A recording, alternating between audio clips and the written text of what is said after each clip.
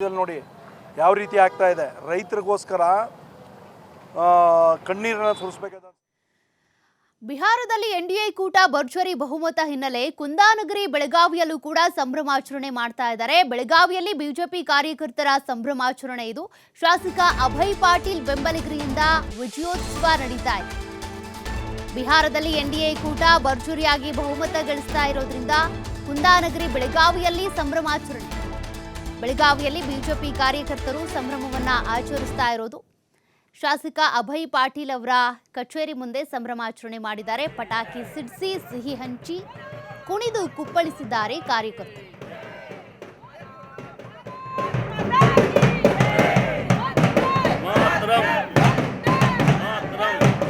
ಇವತ್ತು ಭಾರತೀಯ ಜನತಾ ಪಾರ್ಟಿ ದಕ್ಷಿಣ ವತಿಯಿಂದ ಇವತ್ತು ಬಿಹಾರದ ಏನು ಬರುತ್ತಿತ್ತು ಅದು ಬಹಳಷ್ಟು ಮೋದಿಜಿಯವರ ಒಂದು 14 ವರ್ಷ ಏನಿದೆ ಅದರದ್ದು ಒಂದು ಯಶ ಅಂದ್ರೆ ತಪ್ಪ ಏನಿಲ್ಲ. ಹಾಗಾಗಿ ಬೆಳಗಾವಿ ದಕ್ಷಿಣ ಶಾಸಕರಾದ ಅಭಯ್ ಪಾಟೀಲ್ ಸಾಹೇಬರ ಒಂದು ನೇತೃತ್ವದಲ್ಲಿ ದಕ್ಷಿಣದಲ್ಲಿ ಒಂದು ವಿಜಯೋತ್ಸವವನ್ನು ದಕ್ಷಿಣದ ಸಮಸ್ತ ಕಾರ್ಯಕರ್ತರ ವತಿಯಿಂದ ನಾವು ಬಿಹಾರದ ಜನತೆಗೂ ಒಂದು ಧನ್ಯವಾದ ಮತ್ತು ಕೃತಜ್ಞತೆ ಕಳಿಸ್ತೇವೆ.